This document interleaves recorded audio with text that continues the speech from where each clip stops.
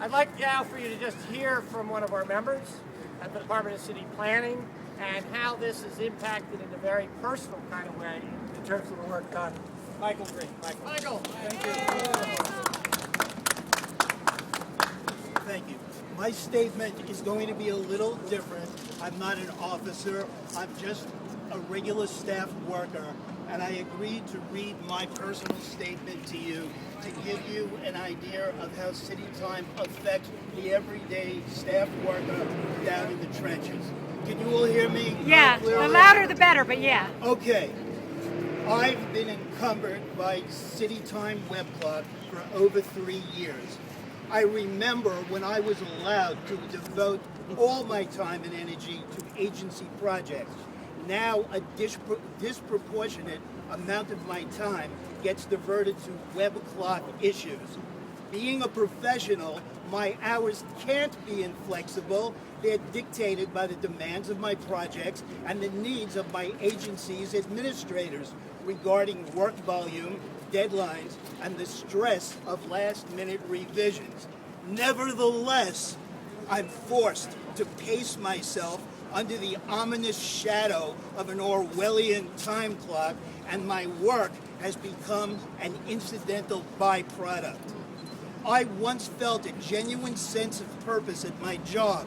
Now my primary function is to appease the omnipotent clock god. This distracts me from my responsibilities and hinders professional performance. For dedicated professionals who need to think and make decisions and create innovative solutions throughout every step of their tasks, the web clock serves no other purpose than to impede progress, divert attention, and most destructively, interrupt momentum.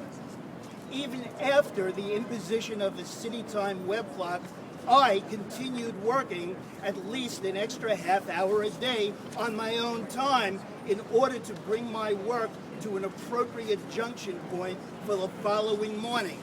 That's an extra day and a half per month that I was voluntarily giving the city for free, or 3 extra weeks a year of my own time.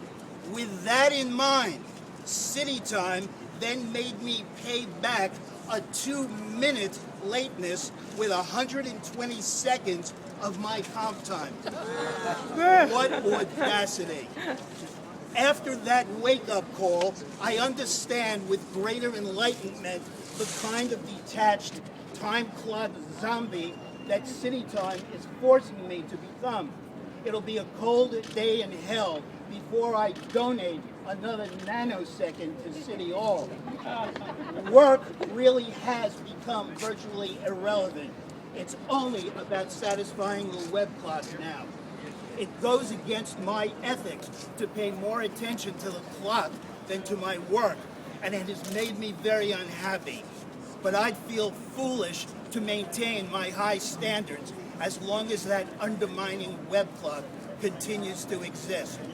The web clock creates a degrading caste system of animosity and resentment because of how many city employees are completely exempt from using it. Why am I subject to the rigid constrictions of the web clock while so many of my coworkers, by virtue of technicalities or alleged hardships, aren't? Please don't tell me that nearly $1 billion has been spent so far merely to discriminate against only some of us.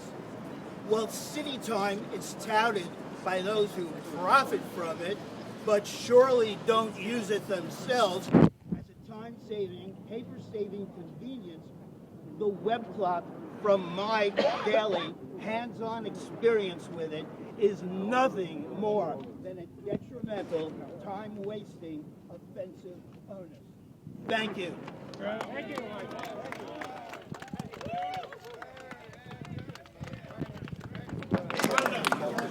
Just again, in terms of the solidarity, the great solidarity that we have out here today, we have many presidents from DC 37, from the local 154.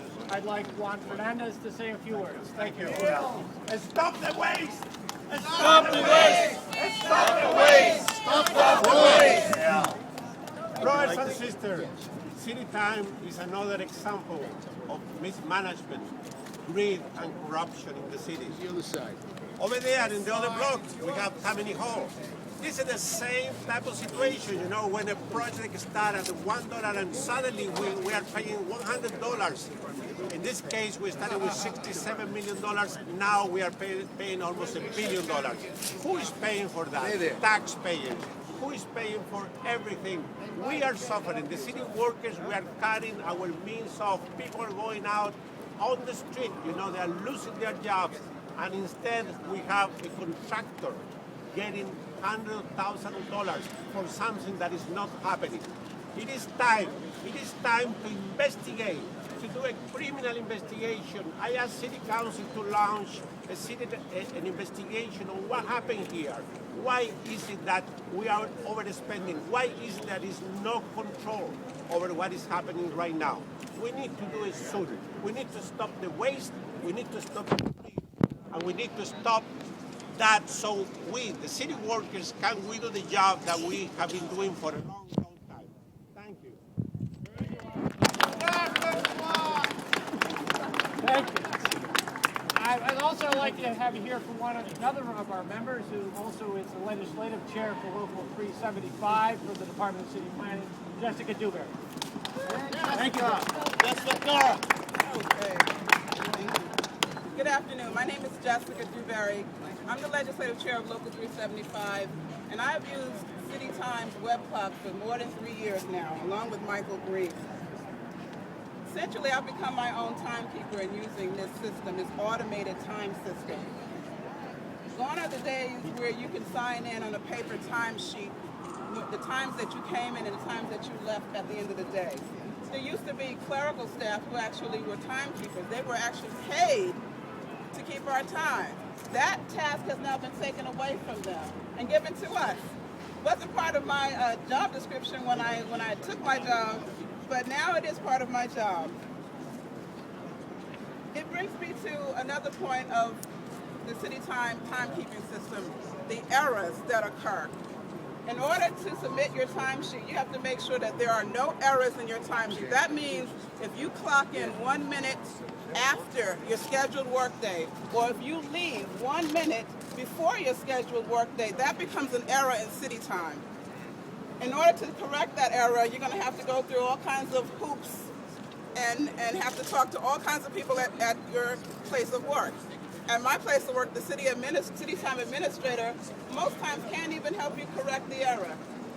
It takes so much time. It is so taxing. It's so burdensome on the staff person who actually has to use city time to record their time that it takes us away from the functions of our job. We're there to work, and we give a lot of our time to the city to perform our duties.